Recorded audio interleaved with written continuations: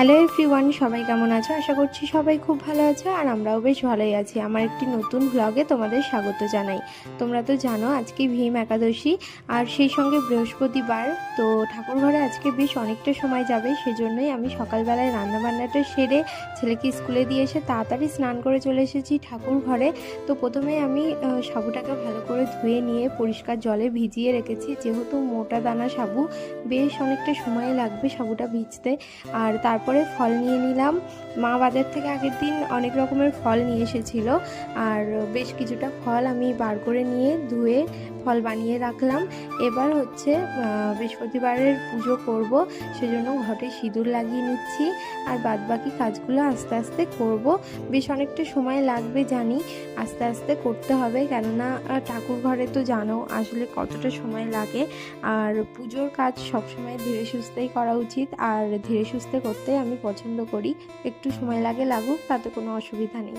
তো দেখো ঘরটা আমার সাজানো হয়ে গেছে, আর এখানে চন্দন বেটে নিলাম, তুলসী পাতা অর্পণ করব। বাড়ির একটা গাছেও ফুল ফুটছে না ঠান্ডার কারণে। আর ছেলেকে স্কুলে দিয়ে আসার পথে আমি ঠাকুরের জন্য ফুল মিষ্টি সব কিছুই এনেছিলাম, সেই ফুলগুলোই সব কিছু ঠাকুরের সামনে সাজিয়ে দিলাম। আর এখানে দেখো ফল বানিয়ে রেখেছিলাম, সেখানে তুলসী পাতা দিয়ে দিলাম। সাবু ভিজিয়ে রেখেছিলাম, সেখানেও তুলসী পাতা দিয়ে দিলাম। প্রদীপটা ধরিয়ে নিচ্ছি ধূপ জেলে। এখন ঠাকুরের পুজো করে নেব, তারপরে করব হচ্ছে পাঁচালি। আমি এখানে সবকিছু সাজিয়ে গুছিয়ে নিয়ে ঠাকুরকে ভোগ নিবেদন করে দিয়েছি, আর তারপরে হাতে কয়েকটা দূর্বা নিয়ে নিলাম। আর এখন পড়ে নিচ্ছে হচ্ছে পাঁচালি পড়া শেষ করে তারপরে একাদশীর ব্রত কথার বইটা পাঠ করব।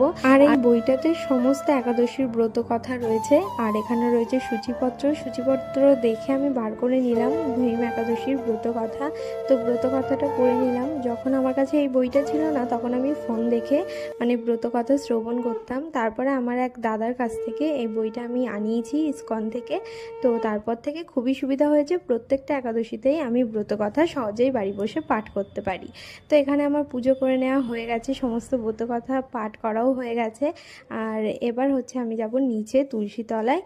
তো খুব ভালো লাগলো আজকে পুজো করে, মনটা অনেকটা ফুরফুরে লাগছে। প্রত্যেক দিনই পুজো করি, কিন্তু হয় না এক একটা বিশেষ দিন।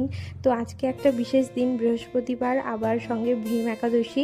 তো আমাদের বাড়িতে 4 জনই একাদশী করেছে। আমি তো পুরো বছরটাই করি একাদশী, আর তোমাদের দাদা ভাই পুরো বছর করতে পারে না, ও বছরে 3টে করে। আর মাও তাই, অসুস্থ বলে পুরো বছর করতে পারে না, বছরে 3টে করে। তো আমি করেছি, আমার যা, তোমাদের দাদা ভাই, আমার শাশুড়ি মা সবাই একাদশী করেছে। আর এই একাদশী ব্রতটা সাধারণত সব বাড়িতেই হয়, যেহেতু বছরে 3টে করে একাদশী সবাই পালন করে, সেজন্য এই একাদশীটা